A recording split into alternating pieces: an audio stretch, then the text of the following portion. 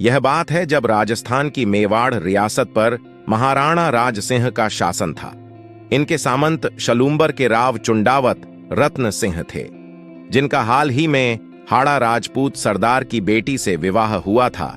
लेकिन शादी के कुछ दिन बाद ही रतन सिंह को राज सिंह का संदेश प्राप्त हुआ था, जिसमें उन्होंने रतन सिंह को दिल्ली से औरंगजेब की सहायता के लिए आ रही अतिरिक्त सेना को रोकने का आदेश दिया।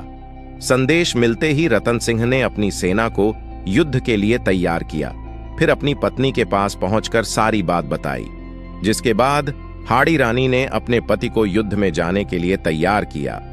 उनके लिए विजय की कामना के साथ उन्हें युद्ध के लिए विदाई दी। रतन सिंह सेना के साथ हवा से बातें करता उड़ा जा रहा था। वह हर पल अपनी रानी को याद कर रहा था। वह मन को समझाता, पर उसका ध्यान उधर ही चला जाता। अंत में उससे रहा न गया।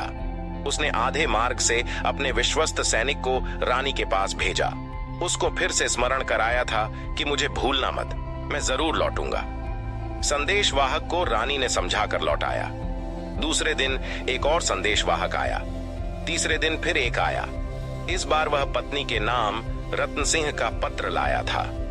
प्रिय, मैं यहाँ शत्रुओं से लोहा ले रहा हूँ, पर तुम्हारी बड़ी याद आ रही है।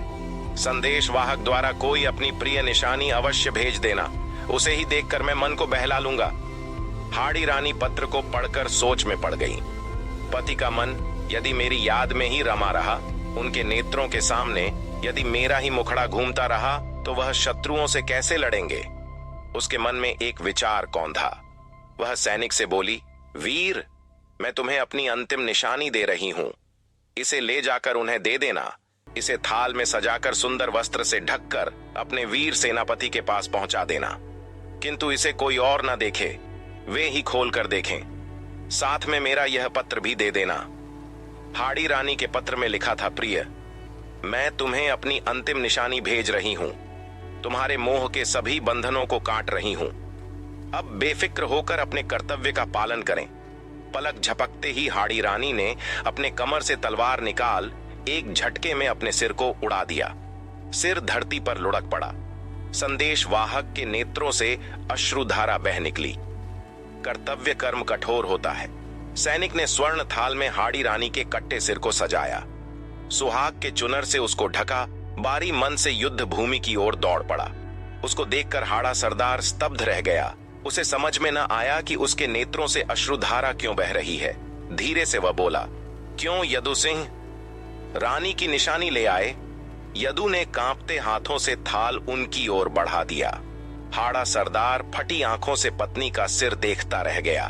उसके मुख से केवल इतना निकला, उफ, हाय रानी, तुमने यह क्या कर डाला। मैं अभी तुमसे मिलने आ रहा हूं। रतन सिंह के मोह के सारे बंधन टूट चुके थे। वह शत्रु पर टूट पड़ा। इतना अप्रतिम शौर्य दिखाया था कि उसकी मिसाल मिलना बड़ा कठिन है। जीवन की आखिरी सांस तक वह लड़ता रहा। औरंगजेब की सहायक सेना को उसने आगे नहीं बढ़ने दिया, जब तक मुगल बादशाह मैदान छोड़कर भाग नहीं गया।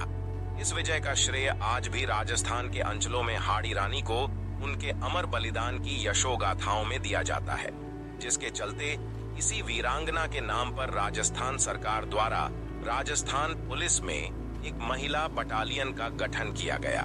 गठन के बाद इस महिला बटालियन का नामकरण इसी वीरांगना के नाम पर हाड़ी रानी महिला बटालियन रखा गया है। इनके लिए एक कहावत प्रसिद्ध है, चुंडावत मांगी सैनानी, सिर काट दे दियों क्षत्राणी।